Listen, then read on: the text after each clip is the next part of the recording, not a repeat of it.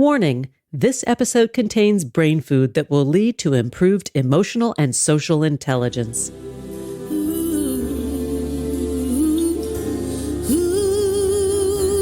Thanks for tuning in to Harvesting Happiness today for a healthy serving of consciously prepared brain food. This is Lisa Cypers Kamen, your host. For more than 13 years, I've been handcrafting these sound ideas for better well-being. Each week, I love spotlighting diverse thinkers and doers who are contemporary trendsetters and change agents, devoting their lives to creating a better world in which to live. I invite you to listen up and change the way you think about human happiness.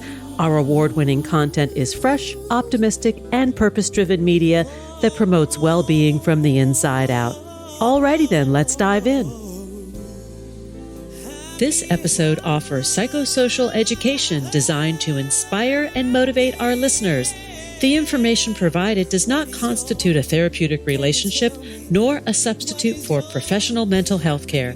If you are experiencing a mental health crisis, call 911, go to your nearest emergency room, or for listeners in the United States, text 988 for the National Suicide and Crisis Lifeline. Good morning, good afternoon, and good evening, wherever you are. Thanks for joining me on today's show, where you will learn how to be streetwise, a rationally philosophical road to reason and accountability. My guest today is Anthony Magnabosco. Anthony is a founder and current executive director of the nonprofit Street Epistemology International, known as SEI. SEI is an educational organization committed to addressing dysfunction in public and private discourse by encouraging rationality through civil conversation. There's so much more to this, and I want to get going with the conversation, but I also want to mention this street epistemology approach can be applied to a variety of claims, including religion, ghosts, karma, law of attraction, and other social and political topics. Anthony has been involved with street epistemology since 2013, and he's in the house to have a great conversation. Welcome, Anthony. Thanks for joining us on the show. Thank you for having me, Lisa. It's one of my favorite topics, and I'm very pleased to be here to talk to you about it and expose your audience to some of these ideas as well. Thanks. Let's first break it down and define epistemology.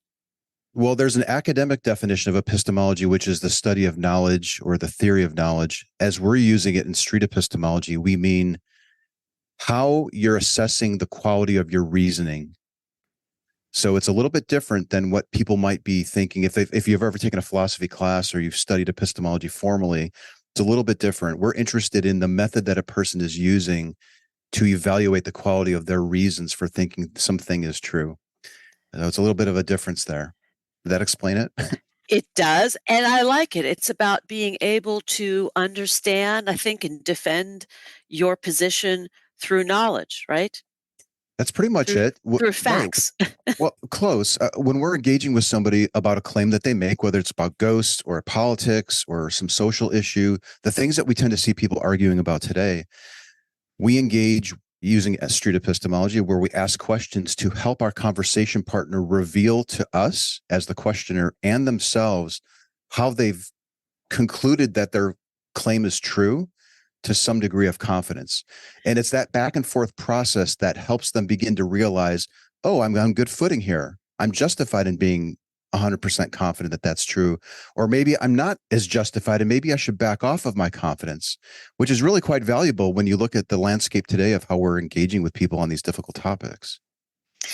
So how does one start to have this kind of conversation? Like, I know one of the things that I do when I'm trying to understand another person's position is I ask a lot of questions. Tell me more about that. What makes you think that? How do you know? Is that a good approach? Might there be a better way? Well, there are other ways you can do it. Typically and I like that you're doing that. That's great. That's very close to what we do in street epistemology. We want to collaboratively explore how our conversation partner is reasoning about things. But what we typically see online is the complete opposite.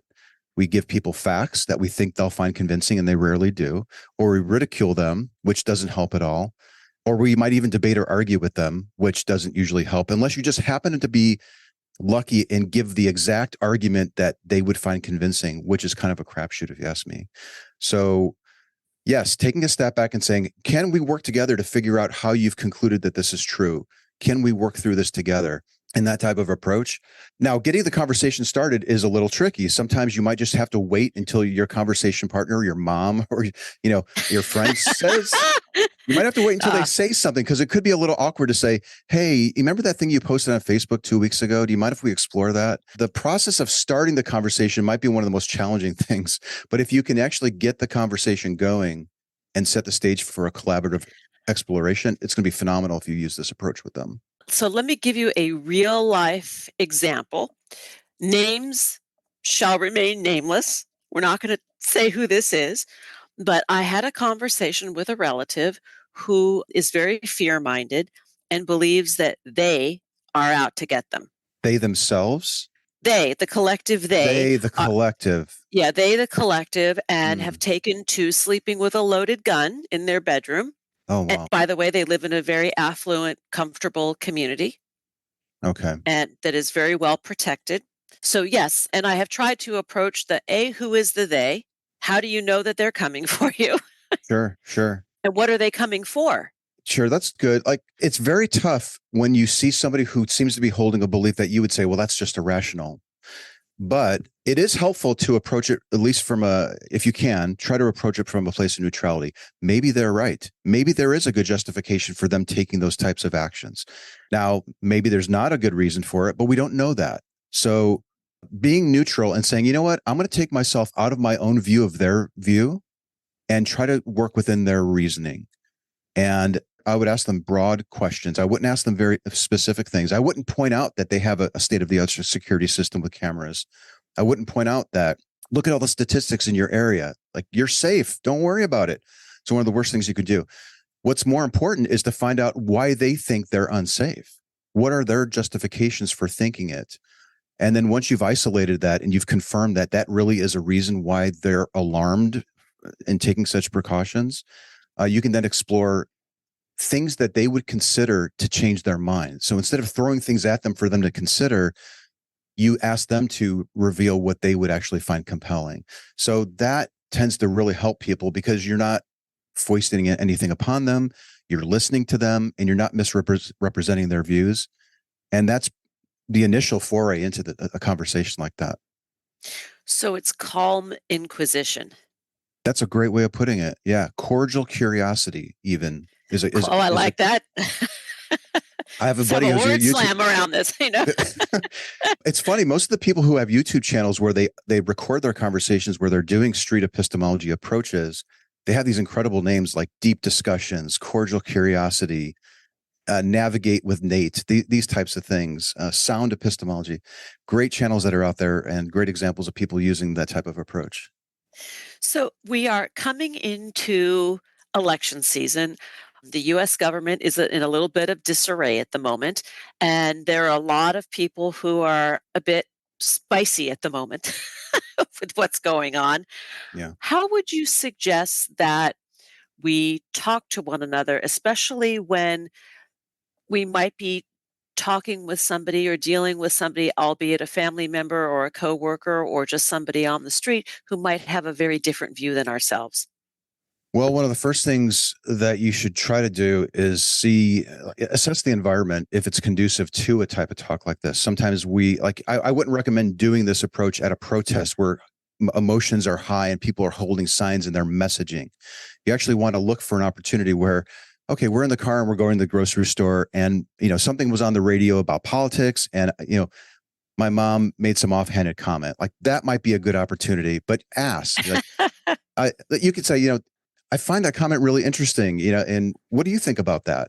You can invite them to participate, for one thing, because they might not be in the mood, but hopefully they are. Usually people are. And what I would try to do is, ideally, you can get some informed consent. Like, do you mind if I ask you a couple questions about that? That would be really great, as opposed to being sneaky about it and I'm going to ask my street epistemology questions to help them realize that they're mistaken on it, which is what we tend to see a lot of people do. Like, can we walk through that? I'm really curious. I'm genuinely curious why you think that.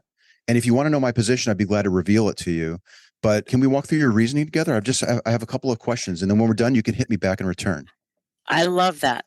I love that you saying that I would be willing to disclose my own reasoning if you want to know, or my own position on that. But there is a risk in doing that. So like if I do reveal my position and it is contrary to theirs, defenses could go up. And what tends to happen is your conversation partner now gives reasons that they think you'll find convincing, and those aren't the reasons that they find convincing. And that's a big stumbling block to conversation. So just recognizing that alone is useful. So you could say, before you give me reasons that you think I'll find convincing on this, can we walk through, like, is that the reason that you found convincing? And almost always they say, well, no, I've got this other reason for thinking that this is true. And that's what you want to be exploring. So when people share their reasons and share the source of their information, I find that oftentimes the sources are not credible sources. So you have to sort of weed your way through that layer of defining what a credible source is.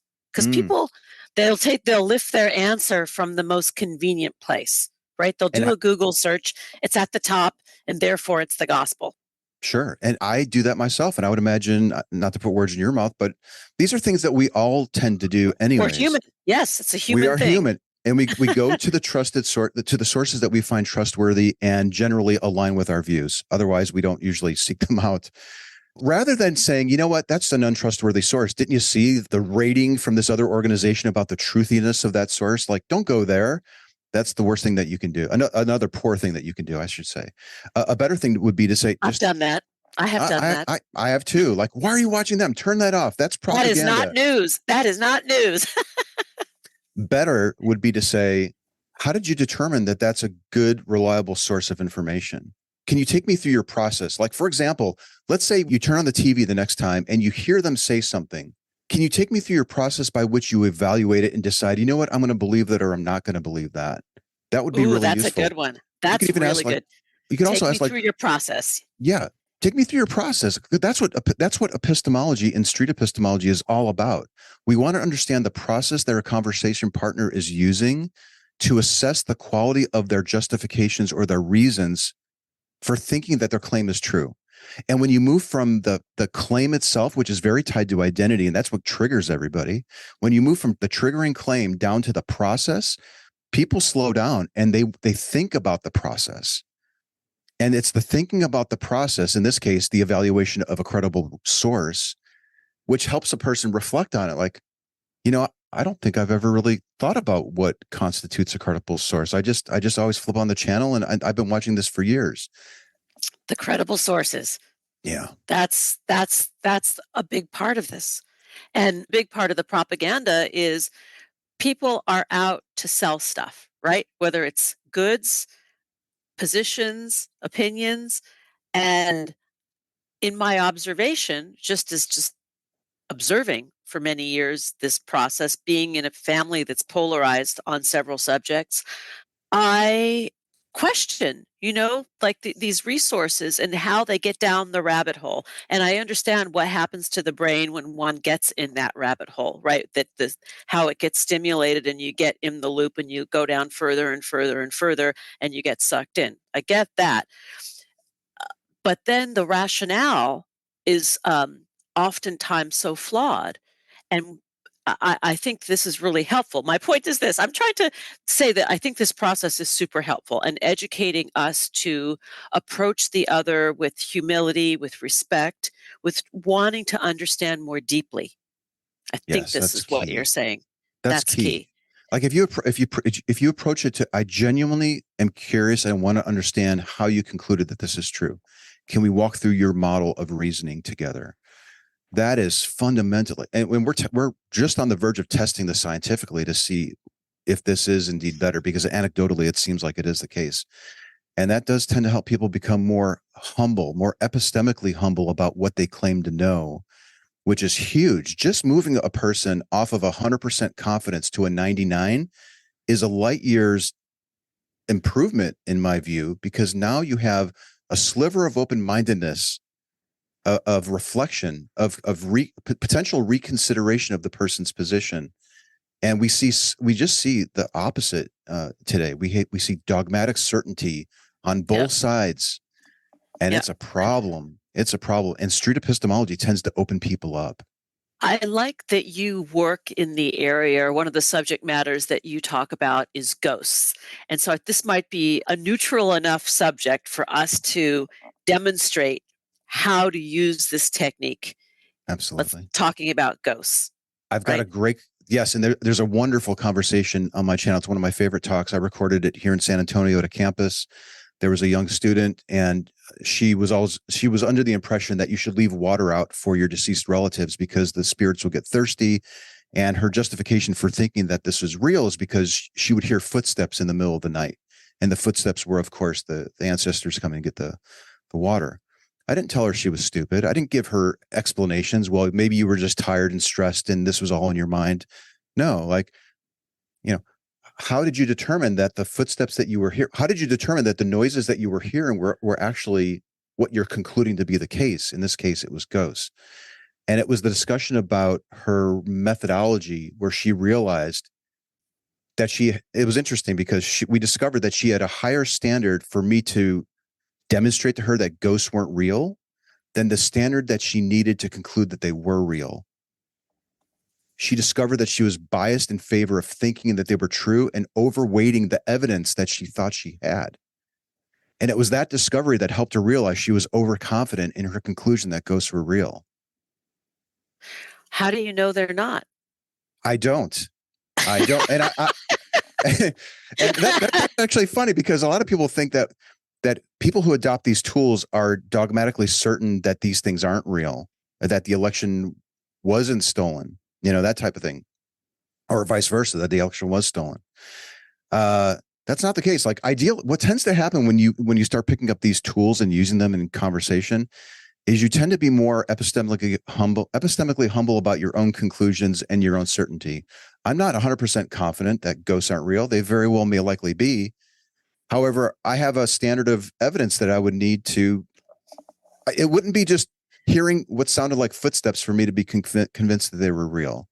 I would want to investigate it. I would want to develop some sort of test to figure out if that was the case. I get it. I mean, you want some science. You want some facts that back. Ideally. Yes, ideally. Yes. Well, when we broker in a world of data, science, facts, knowledge, then we can make informed decisions, right? If we're just banking ourselves on feelings and what we've read on some website, that's not enough. It's not enough, but it is enough for almost everybody, including ourselves. We have psychosocial motivations that we qualify as evidence and say, well, I feel it strongly enough, therefore it must be true. Or I've got this gut instinct and my gut has never let me down before, therefore I'm justified in thinking that that's true. So street epistemology is so good for helping people assess their justifications, whether it's psychosocial, whether it really is evidence or it's some other thing, and helping them evaluate it to their own standard, not to ours. And it's that self-processing that is the magic of it. That's where the reflection can happen and the moving of confidence to be in alignment with the quality of the reasoning. Let's take a break. When we come back, we will continue the conversation with my guest today, Anthony Magnabosco. We're talking about boosting mental immunity. We're talking about being part of the Cognitive Immunology Research Collaborative. To learn more, please go to Linktree Magnabosco, on Twitter at Magnabosco, and on Facebook and Instagram at Magnabosco210. Here comes that pause. We'll be right back. Wait. Before we take that break, let's talk about inner and outer health. Thinning hair is complicated, and the problem is actually much bigger than our hair alone. Just like our skin, the condition of our hair reflects our overall health, and there are internal factors that can affect the way our hair looks, feels, and grows. And that's where Nutrafol can help. With Nutrafol's Hair Wellness Quiz, you can get a personalized hair health plan today. Nutrafol is the #1 dermatologist-recommended hair growth supplement, with over 1 million people seeing thicker, stronger, faster-growing hair with less shedding. Take their 3-minute hair wellness quiz for a personalized plan that targets better hair growth through a whole-body health approach. Determine the root causes that keep you from reaching your hair potential by analyzing lifestyle, biology, hair history, and environmental triggers. Nutrafol has 5 formulas that are tailored to your hair's needs to help you achieve visibly thicker, stronger, faster-growing hair in 3 to 6 months. Nutrafol supports healthy hair growth from within by targeting the root causes of thinning from within. Each physician-formulated product is drug-free and made with high-quality ingredients that are recommended by more than 4,500 doctors and hairstylists nationwide. What I love most about Nutrafol is that in addition to stronger and healthier hair, my sleep, stress response, and pesky menopause symptoms, including hot flashes, have improved. No matter your lifestyle or stage of life, Nutrafol is here to help you to keep growing and help simplify self-care with easy online purchasing, no prescriptions or doctor visits required. Free shipping and automated deliveries ensure that you'll never miss a day. Join me and more than 1 million others who are committed to keep growing with Nutrafol. Start your hair growth journey today by taking Nutrafol's Hair Wellness Quiz and get your personalized hair plan today. For a limited time, Nutrafol is offering our listeners $10 off your first month subscription and free shipping at Nutrafol.com/quiz when you enter the promo code HARVESTING. Take the quiz and get started on reaching your hair wellness goals with Nutrafol today. Nutrafol.com, spelled Nutrafol.com/quiz, promo code HARVESTING. That's Nutrafol.com/quiz, promo code HARVESTING. Here comes that pause. We'll be right back. Each day, we have the intellectual freedom to be happy or the liberty to be miserable, regardless of external circumstance. If you or someone you know is struggling with mental health, seek support because good psychological health is vital in the achievement of a happy and satisfying life. Visit harvestinghappiness.com for psychosocial educational resources to boost emotional and social intelligence. Like what you hear on Harvesting Happiness? Sharing is caring. Pay it forward by spreading the word to your community and through social media. Subscribe, listen, and share hundreds of downloadable episodes from wherever you get your podcasts. Connect with and follow us on most social media channels. And we're back, but before we get back to it, let's talk about the happiness of good hair days. Truth be told, these days I don't get to the salon often, and my work-from-home professional attire is pretty much athleisure wear and a low-key hairdo. But I do love having beauty shop quality hair at home, and that's why I'm going from shower to salon quality hair in just 5 minutes with Ouai's new hair gloss, which instantly became a staple in my self-care ritual because it quickly gives me vibrant and bouncy, healthy-looking hair. Love that instant gratification. Ouai's new hair gloss gives immediate shine, helps treat damage, and enhances color that radiates fabulous hair, not to mention providing heat protection against styling tools. The beauty of Ouai's new hair gloss is that my hair goes from drab to sparkling after a 5-minute treatment made with hyaluronic acid and rice water. According to a recent perception study, 85% agreed that their hair looks shinier, healthier, and smoother after use. Ouai offers a complete hair care solution that promotes fuller looking, healthier feeling, and happier hair for everyone. Fine, medium, or thick hair, Ouai has got you covered. Treat yourself to great self-care and good hair days with Ouai's best-selling products like their leave-in conditioner, detox shampoo, travel destination-inspired fragrances, and hair oil. Give your hair a glow-up with Ouai. Go to THEOUAI.com and use promo code HH for 15% off any product. That's THEOUAI.com, promo code HH. Now let's get back to the conversation. And we're back, continuing the conversation with my guest today, Anthony Magnabosco. We're talking about what it means to be streetwise, a more rationally philosophical road to reason and accountability. Let's get back to the conversation. So, Anthony, let's go back to the ghost example, because I think this is a pretty neutral way to reinforce the technique, right? It's not too inflammatory. Everybody can chuckle about it. So when we talk about the woman with whom you were having the conversation about the ghosts, she probably also had a cultural awareness of ghosts, would be my guess, that within her family dynamics. She did. Yeah. Yes, she did. In fact, we actually talked about that a little bit, that this was a belief that she was told by her grandmother. And it was a very important belief to her and her family. So one thing you kind of have to keep in mind is that the exploration of a deeply held belief could be a profound realization that I'm overconfident in something that might not be true. And you could even be taking away a belief that's very important to somebody. So if I were to meet with her for a third time, and that was our second conversation, the first time we talked about truth, she started with the idea that truth is what you make it. If you believe it's strong enough, you can make it true, as long as you're not hurting anybody, blah, blah, blah. And we talked about that. She came back for a second talk, and that's juicy. That's juicy, right? Yes. Those are on my YouTube channel. But so we were talking about ghosts. If I were to meet with her for a third time, I think we would explore how she thinks that she could still honor her loved ones who are deceased without necessarily thinking that that the spirits of them are coming back to visit. And again, I wouldn't be telling her this. She might be giving examples of things that she might consider equivalent or maybe even better. Like, well, maybe we can just pull out photographs on the anniversary of their death, or play some music that they used to like, or maybe light a candle and share some stories that we enjoyed, as opposed to her conclusion that didn't seem to be based on really, really solid evidence. But then again, we don't know. We do not know. We do not know. None of us know. None of us can really verify one way or the other that ghosts exist or not. It's conceivable that they do exist. But what I was hoping from that conversation is that maybe she wouldn't have completely abandoned the belief. In fact, I'm wearing the shirt like there's a I like that. So like, yes, either ghosts exist or they don't. That's binary. But her belief that they do exist is on a spectrum. And when you frame it in a gradient like that, it allows the person to realize, oh, I could just simply back off of my confidence that this is true, but still maintain it. And they have that control the whole time. It's not just like I have to completely extinguish this belief. And I think it opens people up to looking at their belief in a different way and realizing that they can shift.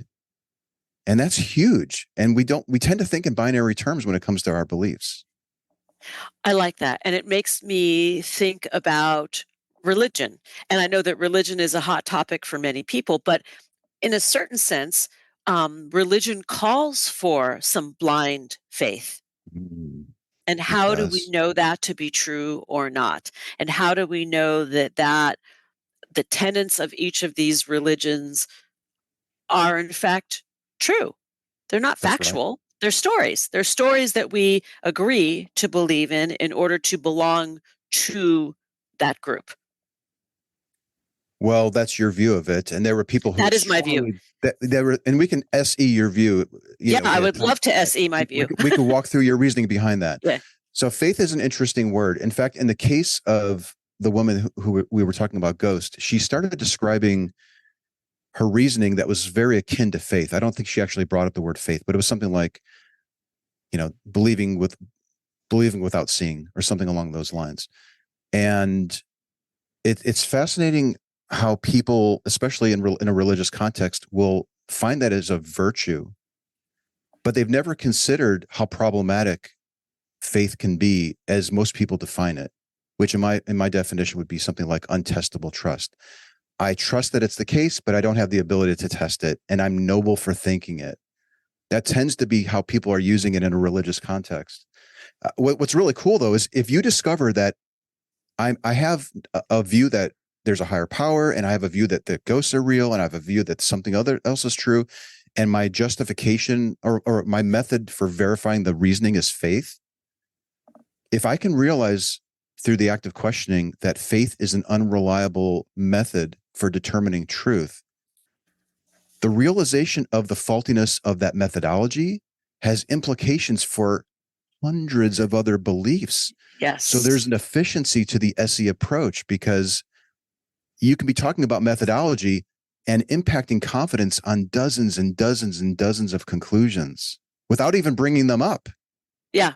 No, I get it. And faith does not take into account reason, logic, and accountability. It depends on who you ask. Some people will say, well, first I have evidence, and then faith gets me over the line to bring me to the 100% or something like that. It's a slippery word. It's very, I get it. listen, faith is one of those suitcase words that the second you hear it, ask your conversation partner for their definition and write it down. And then check in occasionally, because the definition will probably shift as you keep talking, but always work within their definition. It's their definition of those words, like faith, that is important. It's not mine. It's how the woman who thinks ghosts were real. I want to work within her model. It's her reasoning. It's her words. It's her meanings of those words. And that's where the true understanding happens. That's where their own understanding happens. And that's where they begin to realize perhaps that maybe I'm overconfident. I like this approach because it is kind, right? You're not minimizing the other or making the other wrong.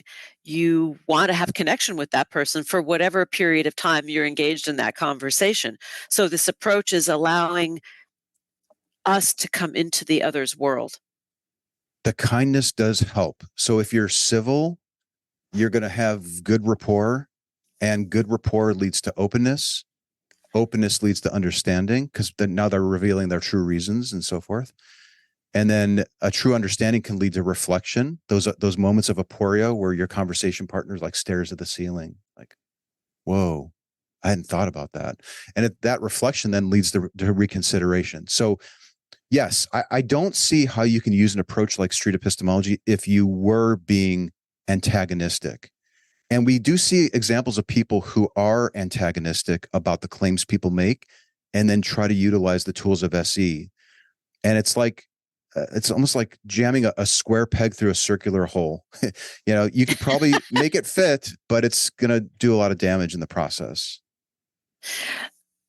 I think that one of the things that I've learned, I know one of the things that I've learned over the past several years is that when I attempt to dig deep in conversation with somebody who holds an opposing view, I ultimately get to the place where I realize that we're not that far off from one another. I mean, that's the big reveal, right? That you and I may not share aligned views, but our desires for what we want in life, right? To have a decent life, a happy life, to have our basic needs met, those are the same. Absolutely. You're right. At the foundation of all of our views are our values and morals. And generally, most of us want to see human flourishing and reduce human suffering. Yes. And we do have that in common. Yes. So that is something that we usually have in common. And to start from that place, like being willing to go into the conversation with recognizing that although this person might be quite outlandish from my view in their beliefs, at the core or the foundation of who they are, I'm not separated from them, which is what allows empathy to be present. It totally helps to view the person as distinct from the beliefs that they hold. Yes. And if you can put yourself in that mind frame, and if they can do the same to you, now you're just exploring your conclusions and not your character. Because we're generally all acting out in a moral fashion, generally, at least we try to, at least we want to. And we generally think that we're good people. Everyone that you talk to probably thinks that they're a good person and what they're doing is good. But a lot of the beliefs that we hold are not true. And we're overconfident in thinking that they're true. And our beliefs do cause us to act out in the world. So disentangling the conclusion or the beliefs from a person's identity and their self, which is exactly what we do in street epistemology, because we're not focused on the ego triggering claim. We're exploring process. That's where you can disentangle the person from the conclusion, and you can really start exploring their reasoning behind their belief. Do you teach this to kids? Is this something that you go into schools and teach young people, or how young does one, or how old does one need to be in order to get going? There's a wonderful video. Well, there's a video circulating on YouTube where I think the channel is called Deep Discussion. So if you go to his channel, check it out. He's sitting in a room with his daughters, and they're having a conversation about whether Nemo the clownfish is real or not. And he's asking all the same types of questions that we would ask in an SE conversation about religion or ghosts or politics or some social issue. So there's probably obviously you have to speak English and you have to have some cognitive abilities to do this. And age appropriate, like the subject matter needs to be age appropriate. Age appropriate. Like this is great for parents who are worried because their kids think that there's a monster under the bed. You can absolutely use this with kids to explore. Fantastic. Yes. Totally. But Santa Claus. Santa Claus. I've used it on the trail though with a 90-year-old who said, I've never really thought about my beliefs in this way before, which I think is I hate to say like criminal. Like it's very sad that people may never have had the opportunity to really reflect deeply on their reasoning. So there's really no age range. It's their age, I think, is a consideration if you're a practitioner and you want to do this with somebody. I probably wouldn't sit down with an 8-year-old and do it without their parents knowing about it. Like there's some responsibility, I think, as you wield this tool, how you use it and when and with who. Well, I think, or teaching it to the kids and presenting it in such a way that it then becomes a home play assignment with their parents, like where the kids are teaching the parents is what I'm saying, which would be cool. I mean, that would be great. Like ideally, you just like if you're a parent and you're listening to this, every once in a while, just ask a question like, I wonder how we can know that that's true, or what would it look like if that wasn't true, or what evidence would we need to stumble across to lower our confidence in that or raise our confidence. And you don't have to just do that every time they bring up a claim. You can just throw it in there every once in a while. Because ideally, we start adopting this line of questioning and it just becomes second nature to us. So we're not doing anything. It's just a normal everyday part of humanity. That's the ultimate objective of the organization that we're behind. We want to normalize this approach. So it just happens. To be curious, to be inquisitive. And that is actually, when you look at the values that happy people hold, those who remain in that state of curiosity, wonder, and delight self-report a higher level of life satisfaction. Right? So I'm seeing what you're offering as just another avenue to become happier. What is a Socrates quote? The examined life is not worth living. Something along those lines. Yes. My life has increased tremendously after I adopted this technique, and I stopped debating and arguing with people. I'll never go back to that again. And I wouldn't advise my kids to do that because I mean, it's so much more effective to just be curious and ask questions and help your conversation partner reveal the strongest argument for their position so that they can later reflect on it.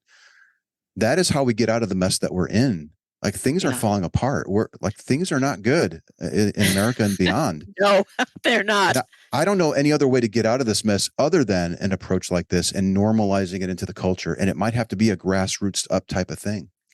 And this is how we inoculate ourselves. When we talk about misinformation inoculation, this is one of those tools, right? Exactly. Yes. We say, basically, show me the proof. Or if you don't have the proof, that's okay. Like, I think it's okay not to be able to prove with 100% certainty, going back to the case of the woman with the ghost. That's all right. And we don't have to agree either. But what we, I think, can at least hope for by using this technique and in general, what the Mental Immunity Project is trying to put out in the world is you create a softer, gentler, more unified world where there's space for everybody. Yeah. And more humble about what it is we claim to know. Yeah. Not being so overconfident. We have an overconfidence epidemic happening at the moment. Yes. And I'm not saying that we can't ever be confident in things and be sure that our spouse loves us or that the election was indeed stolen or that it was solid. It was that there were not any shenanigans there. We can still be confident in our conclusions, but just being a little bit more open-minded and willing to change our minds and willing to take a look at our own conclusions. You don't just have to use a street epistemology approach with a stranger on the street or your loved ones or your coworkers or friends or whatever. You can turn it inwards on yourself. And that might be where the biggest bang for the buck is, because now you're fortifying your own self. And before I share that post, which might be misinformation or disinformation, I might take an extra second to double check the source or ask me, because I am in street epistemology circles all the time. If I posted something, I know I'm going to get a question back about how did I determine that that's a good resource? What would change my mind about it? And when you approach things, when you approach life in that way, and when you, especially when you're interacting on social media, where it's so easy to share stuff, we can be nipping this in the bud. We could become more responsible citizens when it comes to the information that we're propagating. Love it. We are out of time, and we're going to carry on more of this conversation on our extra content. We're creating a special episode that we will be adding to our Substack. To learn more about my guest today, Anthony Magnabosco and Street Epistemology International, please go to Anthony's link tree, which is Magnabosco. You can find him on Twitter at Magnabosco, and on Facebook as well as Instagram. That handle is at Magnabosco210. Anthony, thanks for joining me, and I'm eager to continue the conversation. I'm looking forward to it as well. Thanks for having me on. Thanks for joining us on Harvesting Happiness today. This is Lisa Cypers Kamen on behalf of my guest, Anthony Magnabosco, wishing you kind thoughts, kinder words, and the kindest of actions. Until next time, remember, happiness is an inside job. Happiness is your inside job. Please go out and rock your day, and remember to be kind to one another.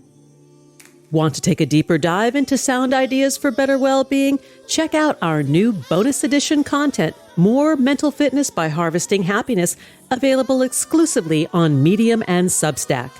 Keep harvesting your own happiness anytime, anywhere from the comfort of wherever you are. Subscribe, listen, and share hundreds of downloadable episodes from wherever you get your podcasts. Connect with and follow us on most social media channels. To learn more about lifestyle management and mental fitness consulting services, please visit harvestinghappiness.com. Harvesting Happiness and More Mental Fitness are produced by me, Lisa Cypers Kamen, Andrea Mengele, Robin Boyd, Andrea Daly, and the awesome team at Podfly Productions, including Eric Begay, Kimberly Beck, and Alec Guess, in collaboration with TogiNet Radio, KBUU, RadioMalibu.net, and is available on PRX, the Public Radio Exchange.